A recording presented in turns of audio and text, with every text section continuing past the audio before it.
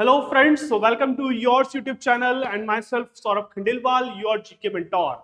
So how's the exams is going on? Student जरूर बताएं boards के एग्जाम्स कैसे जा रहे हैं. मिक्स ऑफ रिव्यूज आ रहे हैं बच्चों के, जितनों के भी अभी तक एग्जाम्स हुए हैं.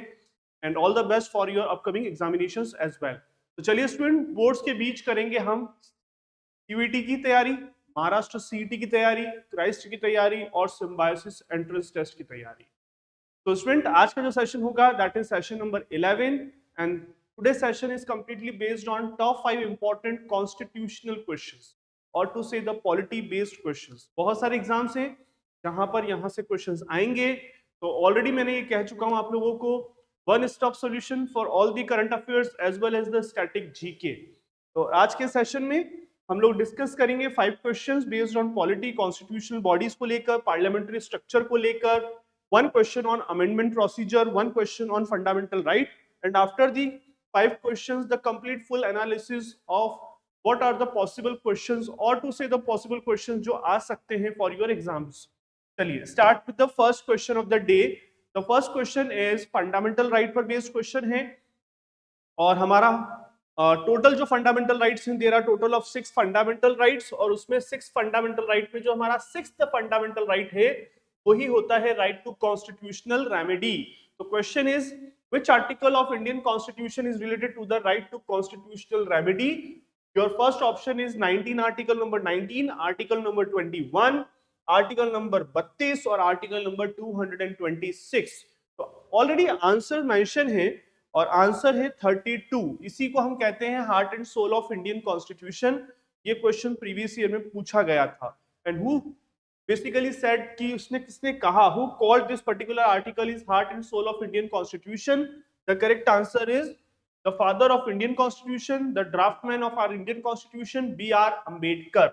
उसके अलावा आर्टिकल 19 है राइट टू फ्रीडम को लेकर, आर्टिकल 21 है right to life and liberty को लेकर, ओके. और आर्टिकल 226 से high court writ jurisdiction. In case the violation of your fundamental right you can directly approach to the article 32 की help से supreme court और 226 की हेल्प से हाई कोर्ट अप्रोच कर सकते हो. Done everyone? तो this is our question number 1 on fundamental right. चलिए second question is amendment procedure. The Indian constitution can be amended under which article. क्योंकि हमारा कॉन्स्टिट्यूशन ऑलरेडी बना हुआ है, ओके, और समय समय पर चेंजेस होते रहते हैं, उन चेंजेस को ही अमेंडमेंट कहते हैं. और ये पर्टिकुलर एक राइट है, एक पर्टिकुलर प्रोविजन दे रखा है कि हम अपने कॉन्स्टिट्यूशन को according to our requirement change कर सकते हैं. तो वो आर्टिकल नंबर होगा 368. तो बहुत इंपॉर्टेंट ये आर्टिकल होता है. 356 फॉर प्रेसिडेंट रूल होता है और ये प्रेसिडेंट रूल स्टेट में इंपोज करने के लिए यूज किया जाता है. आर्टिकल 370 हम यूज करते थे जम्मू कश्मीर को लेकर और वो एब्रोगेट हो चुका है और वो एब्रोगेट हुआ था 31 अक्टूबर 2019 को. और यही वो डेट ऑफ बर्थ थी इसकी statue man of unity Sardar Vallabh भाई पटेल. और 280 है फॉर फाइनेंस कमीशन को लेकर. अभी इंडिया में 2026 से लेकर 2031 तक 5 साल का जो फाइनेंस कमीशन होगा वो 16th फाइनेंस कमीशन होगा और उसके जो हेड होंगे वो होंगे अरविंद पानगड़िया, द फेमस पर्सन. उससे पहले ये नीति आयोग के वाइस प्रेसिडेंट भी रह चुके हैं. Done everyone? I hope you understand everyone. चलिए now move on to the next question. Ground for national emergency. अभी हमने just देखा था 356 होता है प्रेसिडेंशियल रूल या स्टेट इमरजेंसी को लेकर. लेकिन जब हम नेशनल इमरजेंसी की बात करते हैं तो on what basis, on what provisions, हम वो किस ग्राउंड के बेसिस पर हम ये इंपोज कर सकते हैं. तो ध्यान रखें all the 3 are very important. War, ठीक है, अगर दो देशों के बीच में युद्ध छिड़ जाए, एक्सटर्नल एग्रेशन मतलब कोई देश भड़का रहा हो, हमको अग्रेसिव कर रहा हो, तो भी कंट्री नेशनल इमरजेंसी लगा सकती है. और आर्म्ड रिबेलियन का मतलब होता है सैनिक विद्रोह. पहले इसकी जगह था इंटरनल डिस्टरबेंस, उसको हटाकर 44th कॉन्स्टिट्यूशनल अमेंडमेंट में अब क्या डाला है, आर्म्ड रिबेलियन मतलब सैनिक विद्रोह कर जाए, जैसे कि पाकिस्तान में होता है ना, वैसे ही की बात हो रही. तो all the 3 are very important. तो 1, 2, 3 आर द ग्राउंड्स जिसके बेसिस पर नेशनल इमरजेंसी लगाई जा सकती है. और ये जर्मनी से ली गई है भारत के संविधान में, इंडिया के कॉन्स्टिट्यूशन में. और पार्ट नंबर ये होता है 17. Part number is 17. Done everyone? चलिए move on to the next question, question number 3, emergency provision application based. Already हमने ये डिस्कशन किया हुआ है और मैंने बता भी दिया है 44th अमेंडमेंट के बेसिस पर ये किया गया। Next one, which is a constitutional body. Constitutional body का मतलब क्या है? आर दोज प्रोविजंस जो कॉन्स्टिट्यूशन में लिखे हुए हैं, और जो नहीं लिखे हुए वो नॉन कॉन्स्टिट्यूशनल बॉडी। तो नीति आयोग नहीं है, इलेक्शन कमीशन डेफिनेटली आर्टिकल 324 में मेंशन है ये, ओके।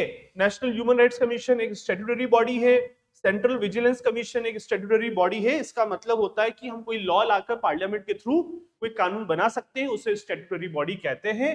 तो election commission article 324 making a constitutional body not created by an act of parliament. और who is currently the chief election commissioner of India? Gyanesh Kumar, okay, याद रखें। नेक्स्ट वन, कॉन्स्टिट्यूशनल बॉडी के ऊपर already हमने discussion कर लिया। चलिए parliament structure, the Indian parliament consist of, हमेशा ध्यान रखें पार्लियामेंट के 3 इंपॉर्टेंट पिलर्स है, 3 इंपॉर्टेंट पिलर्स। पार्लियामेंट का आर्टिकल नंबर याद रखो 79 है, और इसके 3 इंपॉर्टेंट पिलर कौन है? लोकसभा है, सेकंड वन इज राज्यसभा है, थर्ड वन इज प्रेसिडेंट है। लोकसभा का आर्टिकल नंबर 81, राज्यसभा का 80 और प्रेसिडेंट ऑफ इंडिया का है 52। तो these are 3 important pillars of our Indian constitution और पार्लियामेंट।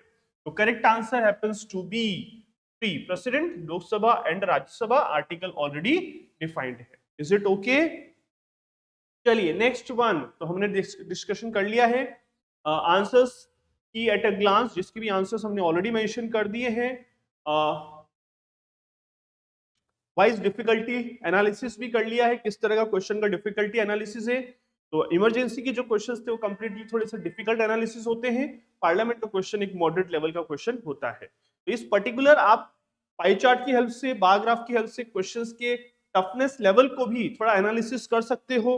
किस तरह के क्वेश्चंस किस पर्टिकुलर टॉपिक पर टफनेस आते हैं, टफ आते हैं, इजी आते हैं, मॉडरेट आते हैं, ताकि ये पूरा ग्राफिकल एनालिसिस अगर आप देख पाओगे ना तो it become very easy. Equal distribution, each topic carries 20% weightage in this question, क्योंकि 5 क्वेश्चन थे। All 5 areas are equally important for competitive exams. Focus area article 32, 79, 324, 352 and 368. आपने एक चीज नोट करी, हमने पांचों क्वेश्चन में 5 इंपॉर्टेंट आर्टिकल्स पढ़ लिए, आपको पता भी नहीं चला हमने 5 आर्टिकल्स पढ़ डाले।